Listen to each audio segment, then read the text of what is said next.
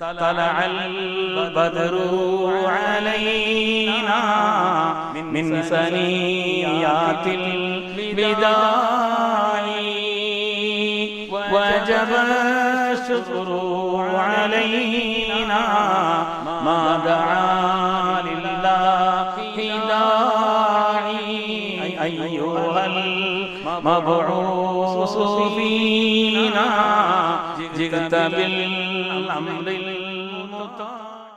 الرحمن الرحيم. கண்ணியமிக்க முஃமினீன்களே, செல்போன் என்பது அல்லாஹ் தந்த ஒரு நிஅமத் என்றுதான் சொல்ல வேண்டும். மனிதர்களை விட்டும் பிரிக்க இயலாத ஒன்றாக ஆகிவிட்டது செல்போன்.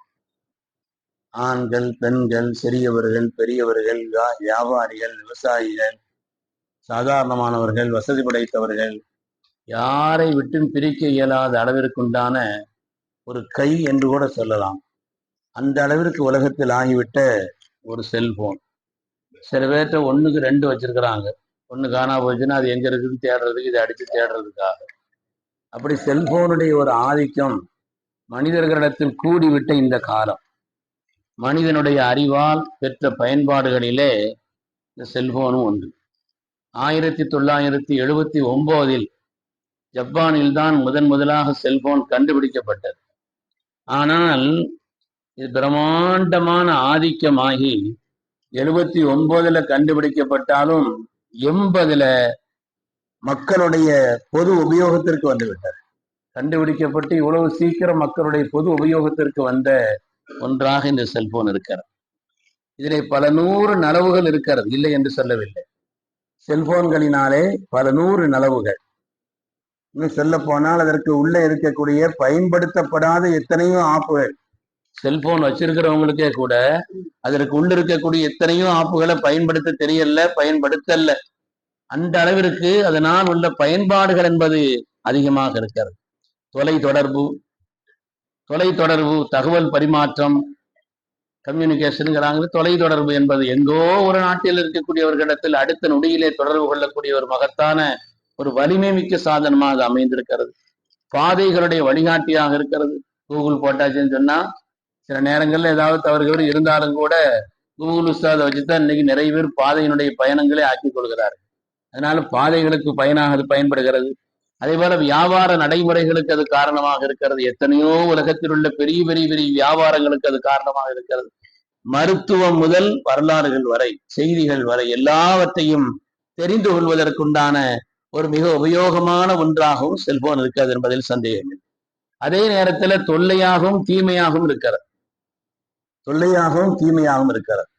இன்றைய காலகட்டத்தினுடைய அறிஞர் பெருமக்கள் இதை பற்றி உண்டான ஆய்வு செய்து, இது இஸ்லாமிய பார்வையில் இதை பற்றி உண்டான ஒரு நிலைப்பாடுகள் என்ன என்று ஆதாபுல் ஹாத்திஃப், போனுடைய அந்த அதவுகள், செல்போனுடைய அதவுகள் என்று ஒரு தனி நூலையே தொகுத்திருக்கிறார். இது இஸ்திதான், ஒரு வீட்டுல போய் அனுமதி கேட்டு போறது என்பது சம்பந்தமாக உள்ள அந்த தொடர்பிலேயும், ஒரு ஆளை சந்திக்கிறது என்பது தொடர்பாக உள்ள அந்த பாடத்திலேயும் இந்த செல்போனுடைய தொடர்பு வருகிறது என்று பெருமக்கள் சொல்வார். அருமையான பெருமக்களே, முதலாவது செல்போன் என்பது நம்முடைய தேவைக்கு என்ற ஒரு எண்ணத்தில் அது நம்மிடத்தில் இருக்க வேண்டுமே அல்லாது பெருமைக்காக என்று இருக்குமானால், எப்படி ஆடைகள் அதே போல பிற பொருள்களை பெருமைக்காக உபயோகிக்கும் பொழுது அதில் இஸ்ராஃபினுடைய குற்றம் வருகிறதோ, வரம்பு மீறியதனுடைய குற்றம் வருகிறதோ, அது மாதிரி இது நம்முடைய தேவை எந்த ஒரு நிலையில் இருக்குமானால் அதனால் ஒன்றும் தப்பில்லை. பெருமைக்காக இருக்குமானால் அதற்கு குற்றம் உண்டு என்று பெருமக்கள் சொல்வார். அதே போல அதை பிறருக்கு பயன்படுத்தும் பொழுது அதற்கு உண்டான ஆதாபுகள் இருக்குது. ஒரு பொருத்தமில்லாத நேரத்துல முதல்ல போன் பண்ணக்கூடாது. சாமத்தில் எழுந்திருச்சு போன் பண்ணிட்டு நல்லா இருக்கலான்னு போன் பண்ணிட்டு வைக்கிறது. பொருத்தமில்லாத நேரத்தில் அதவல் இத்திசாலிபி அவுகாத்தன் கைரு முனாசபா, பொருத்தமில்லாத நேரத்துல போன் அடிச்சு விசாரிக்கிறது, தேவையில்லாத தகவல் பரிமாற்றங்கள் செய்யறதுங்கிறது மார்க்கம் தடை செய்திருக்கிறது. அது நல்லதல்ல என்று சொல்லி காட்டுகிறது. அது மாதிரி ஒரு நாளுக்கு போன் அடிக்கும் பொழுது ஒரு வீட்டுக்கு போய் அனுமதி கேட்டாச்சுன்னா அஸ்ஸலாமு அலைக்கும் சலாம் சொல்லணும், இல்ல வரலாமான்னு கேட்கலாம். 1 தடவை 2 தடவை 3 தடவை இவ்வளவுதான் சலாத்துக்கு ஒரு நிலை. அதுக்கப்புறம் அங்கிருந்து பதில் வரலன்னு சொன்னா திரும்பி வந்துட வேண்டியதுதான். அந்த இஸ்திகுதான் அந்த அனுமதி தேடக்கூடிய பாடத்தில் இதை எழுதுகிறார்கள். ஒரு ஆளுக்கு போன் அடிச்சா 3 தடவை தான் அதிகபட்சமா ரிங் அடிக்கும். ஒரு தடவை அடிக்கிறோம், 2வது அடிச்சு முடிக்குது, 3வது அடிச்சு முடிக்குது. தொடர்ந்து 10-15 தடவை அடி அடி அடின்னு அடிச்சுட்டு இருக்க கூடாது. அப்படி தொடர்ந்து அடிக்க கூடாது என்று இந்த இஸ்திகுதானுடைய பாடத்தை அடிப்படையாக வைத்து நமக்கு பெருமக்கள் அதனுடைய அதபுகளை சொல்கிறார். அது மாதிரி எடுத்தவொடனே சலாம் சொல்லலாம், தான் யாருன்னு சொல்லலாம். அது அந்த பூச்சாட்டி காட்டக்கூடாது. நான் யாரா இருக்குன்னு சொல்லுங்க பாப்போம், தெரியலையா உங்களுக்கு, அதை போட்டு ரொம்ப இது பண்ண வேண்டியது. அதனால எடுத்தவொடனே சலாம் சொல்லணும். அதனுடைய அதபுகள், இஸ்லாம் சொல்லித்தரக்கூடிய அதபுகள். சலாம் அலைக்கும் நான் 5 நாள் பேசுறேன், ஏற்கனவே அவருக்கு தெரியும், எடுத்த உடனே தெரியும். சில பேர் ஒரு ஆட்களுக்காண்டி தனி ரிங்டோனே வச்சிருக்கிறா. இவர் போன் வந்துச்சுன்னா அந்த ரிங்டோன் வரும், இவர் வந்துச்சுன்னா இந்த ரிங்டோன் வரும், வீட்டுல இருந்து வந்துச்சுன்னா இந்த ரிங்டோன் வரும்னு சொல்லி தனித்தனி ரிங்டோன் வச்சிருக்கிறா.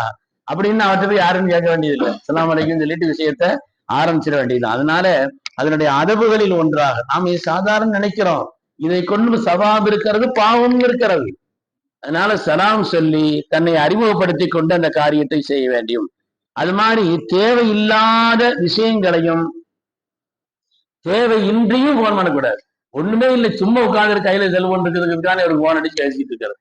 அது மாதிரி தேவையில்லாத விஷயங்களை போட்டு இன்னல் முபத்திரீன கானு இஹ்வான ஷயாத்தீன், வரம்பு மீறுபவர்கள், தேவையில்லாத காரியத்தை செய்பவர்கள் ஷைத்தானின் சகோதரர்கள் என்ற அந்த ஆயத்திலே விளக்கம் அனுப்புவார்.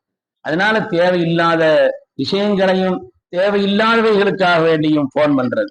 அது மாதிரி இந்த ரிங்டோன் வைக்கிறது இருக்குது இல்லையா, அதையும் பத்துவாக்கள் எழுதியிருக்கிறார்கள் பெருமக்கள்.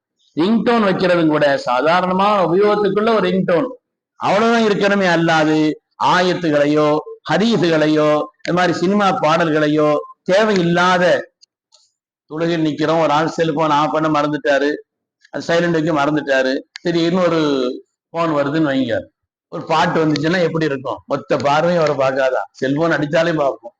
மொத்த பார்வையும் அவரை பார்த்து பார்க்கறது மட்டும் இல்ல, அது குறையாகவும் சமயத்துல அது சிட்டாகவும் ஆகிவிடும். அதனால ரிங்டோன் வைக்கிறதுல கூட கவனம் இருக்கணும், மெசேஜ் அனுப்புறதுல கூட கவனம் இருக்கணும். சில பேர் திறந்தோற சலாம் போடுறது, அஸ்ஸலாமு அலைக்கும் மாதிரி சில ஆயத்துகளா எழுதி எழுதி அனுப்புறது. யாரு கேட்டாங்க? திறந்தோற ஆயத்துகளையா எழுதி எழுதி எழுதி அதனுடைய கண்ணியம் இல்லாத ஒரு நிலையில ஆக்குறது.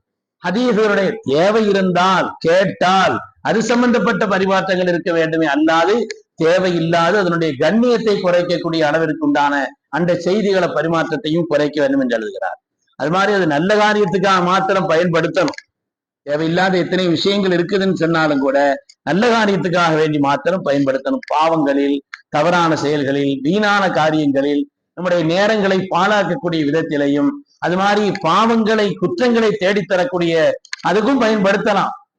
சில பேர் அதுக்கும் போனே வச்சிருக்கலாம். அப்படிப்பட்ட காரியங்களில் பயன்படுத்துவதை விட்டும் அதை நாம் தவிர்த்து கொள்ள வேண்டும். அது மாதிரி அருமையான பெருமக்களே, ஆபாசமான காரியங்கள், போன் எடுத்து அளவுக்கு மீறி திட்டுறது, ஏதாவது சில விஷயங்களை நேரடியாக தான் பேசணும்.